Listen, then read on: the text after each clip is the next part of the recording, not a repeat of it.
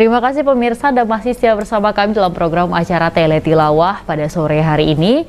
Dan masih bersama dengan Ustadz Muhammad Ali dan kita membacakan surat Al-Baqarah ayat 21. Kami mengajak partisipasi dari seluruh pemirsa di rumah untuk dapat bergabung bersama kami. Anda dapat menghubungi kami di nomor telepon 0741663385 atau di 08117433 133. Ya Ustadz, tadi kita sempat membahas terkait makna dari ayat ini sendiri ya Ustadz ya. Kita kembali ke tajwidnya Ustadz ya. Ustadz menyampaikan bahwa memang ada tadi fi'il mudhorik dan fi'il amar yang harus diperhatikan di dalam ayat ini ya Ustadz ya. Apa beda antara fi'il mudhorik dan fi'il amar ini Ustadz? Ya. Sebenarnya fi'il itu terbagi 3.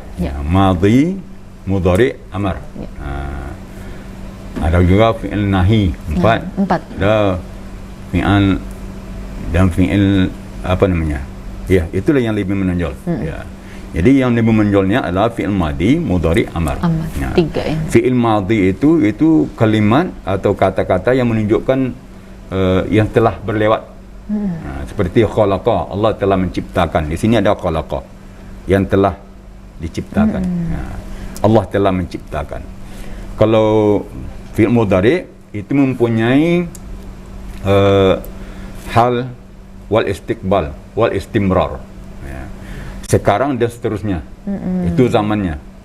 Jadi masing-masing fi'il mempunyai zaman. Fi'il mudhari mempunyai zaman, sekarang dan seterusnya.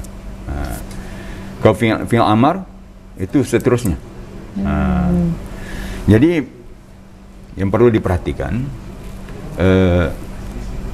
kalau di sini adalah fi'il amar. Di cara bikin fi'il amar itu sudah disinggung di awal tadi. Diambil daripada fi'il yang mukhatab atau mukhatabah. Cara bikin fi'il amar itu, pertama dihilangkan huruf mudhari'nya di awal, kemudian dijazamkan akhirnya, atau disukunkan akhirnya. Ada juga tandanya sukun, ada juga tandanya hazaf nun misalnya kan. Kemudian setelah dibuang huruf mudhari seperti sini kan, asalkannya ta'buduna kalau di sini. Nah, dihilangkan huruf mudhari, tinggal lagi ain ba'dal waw nun. Kemudian dihilangkan tanda isimnya 5-nya yaitu nun. Tinggal u'budu. Didatangkan hamzah wasal di awal, ya. Hamzah wasal itu didatangkan pertama karena tidak bisa dimulai karena huruf awalnya adalah mati atau sukun, maka didatangkan hamzah wasal. Hamzah wasal itu dilihat dari sisi ain fi'ilnya. Apabila ain fi'il kalimat itu, fi'il itu baris di atas atau baris di bawah, maka hamzah wasalnya baris di bawah. Seperti if'al, if'il, idrib misalnya. Tapi kalau baris di depan ain fi'ilnya seperti sekarang ya'budu atau ta'buduna, maka hamzah wasal ini datangkan baris di depan. Itu cara bikin fi'il amar gitu. Jadi perlu juga kita perhatikan ya. Sebab di tempat lain ada yang baris di bawah, ada yang baris di atas. Kalau baris di atas itu fi'ilnya fi'il mazid. Mazid satu huruf seperti af'ala, yuf'ilu, af'il. Ustaz, nanti kita sambung lagi terkait fi'il. Ustaz, kita angkat telepon dulu. Halo, assalamualaikum. Waalaikumsalam. Iya, dengan siapa di mana? Pangeran di seberang. Iya, dengan Pangeran di seberang. Baik, langsung saja silahkan bacakan surah Al-Baqarah ayat 21. A'udzu billahi minasy syaithanir rajim. Bismillahirrahmanirrahim. Ya ayyuhan nasu u'budu rabbakumul ladzi khalaqakum walladzina min qablikum والذين من قبلكم لعلكم تتقون صدق الله العظيم. Sadaqallahul Azim. Terima kasih tadi untuk Pangeran ya dari Seberang tadi Dari Seberang, Ustaz. ya. Nah, bagaimana koreksian bacaannya nih Ustaz? Ya, yang pertama bacaannya lancar. Cuma ada koreksi dua huruf ya. Yang pertama huruf H. Ya ayyuha. Tadi kedengarannya ya ayyuha. Huruf H pedas bunyinya. Bukan H besar ya. Kemudian khalaqakum. Seperti disampaikan pertama tadi, harus kita bedakan antara qaf dengan kaf. Jadi khalaqakum. Jangan dibaca khalaqakum ya.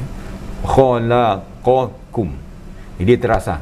Memang kita harus hati-hati ni tentang mengeluarkan makharijul huruf, tentang kaf dan qaf. Jadi kita bedakan. Jadi tadi semua qaf itu sama bunyinya. Jadi kalau bisa dibedakan, lihat makharijul hurufnya ya, tentang perbedaan antara qaf dan kaf. Jadi kalau kaf agak terbuka ke depan sedikit, lidah bagian depan. Kalau qaf itu pangkal lidah. Iya. Ustadz, nanti kita sambung terkait makharijul huruf ya Ustadz ya. Kita angkat telepon yang masuk. Halo, assalamualaikum. Halo, assalamualaikum. Halo, assalamualaikum. Ya, terputus atau masih tersambung? Iya, sepertinya terputus ya. Boleh pemirsa di rumah dapat mencoba kembali di nomor telepon 0741 66385 atau di 0811 7433 133. Nah, Ustadz, tadi dari yang disampaikan ya Ustadz ya. Ini yang salah itu adalah di makharijul huruf ya Ustadz ya. Nah, Ustadz, ini rata-rata memang makharijul huruf ini yang menjadi pembelajaran utama ya Ustadz ya, sebelum kita masuk untuk berlatih tajwid. Makharijul huruf yang benar itu seperti apa Ustadz? Ya, sebenarnya waktu kita mulai belajar, kita sudah belajar makharijul huruf. Jadi guru mengajarkan kepada kita tuh sekaligus pakai makharijul huruf. Jangan sampai hanya asal bunyi mengarah sudah, bukan seperti itu. Tapi harus betul-betul diperhatikan makharijul hurufnya. Itu yang pertama. Yang kedua, kalau kita sudah terlanjur misalnya makharijul huruf kita kurang tepat, ya kita berusaha lihat buku-buku tajwid, kemudian buka-buka melalui HP, ada bimbingan makharijul huruf ya, terutama Al-Fatihah barangkali, karena di bawah solat ya. Jadi kita perhatikan baik-baik mana makharijul hurufnya, sifat hurufnya. Jadi makharijul huruf dan sifat huruf itu harus lengket, harus melengket kedua-duanya. Jadi oleh sebab itu penting sekali. Itu yang betul-betul tajwid sebenarnya. Kalau tanda panjang mungkin semua orang bisa, gunnah mungkin bisa, tapi makharijul huruf ini yang sangat vital. Ini makanya kita harus berhati-hati tentang makharijul huruf. Itu yang tajwid yang menonjol. Man qara'al Quran bila tajwidim falam yaqra. Siapa yang baca Al-Quran tanpa memperhatikan ilmu tajwid, maka dia belum termasuk kategori betul-betul membaca Al-Quran. Jadi oleh sebab itu kita harus berusaha memperbaiki makharijul huruf kita. Kalau perlu kita jalan rumah guru atau didatangkan guru, atau mungkin di masjid bikin seminggu sekali didatangkan guru yang mampan gitu ya, yang mumpuni tentang makharijul huruf gitu. Jadi itu salah satu untuk jalan kita memperbaiki tajwid khusus makharijul huruf kita. Makharijul huruf ya Ustadz ya. Baik, Ustadz kembali kepada fi'il tadi Ustadz ya. Tadi sudah dibahas tentang fi'il amar, kemudian ada Ustadz sampai adalah fi'il mudorik ya Ustadz ya. Kalau huruf-huruf fi'il mudorik itu sendiri apa saja Ustadz? Mudorik. Ya. Mudorik itu tanda mudorik adalah ana itu. Ana itu. Ada alif, ada nun, ada ya, ada ta. Jadi biasanya ana itu. Ana itu. Ya. Biar lebih mudah menghafal ya Ustaz. Jadi tanda mudorik itulah ana itu. Ana itu. Ya. Kalau itu aku artinya. Berarti punya af'alu. Af'alu, saya berbuat. Kalau naf'alu, yang nun ya, kami berbuat. Kalau taf'alu, engkau berbuat. Kalau apa lagi? Itu ia, dia berbuat. Jadi tanda fi'il mudhari' itu di awal. Seperti kalau di sini ini fi'il madhi yang tatakun. Ini fi'il mudhari'. Di ta di awal itu tanda mudhari'. Dan juga seperti sering kita baca itu dalam doa kalau kita jadi imam, na'udzubillah.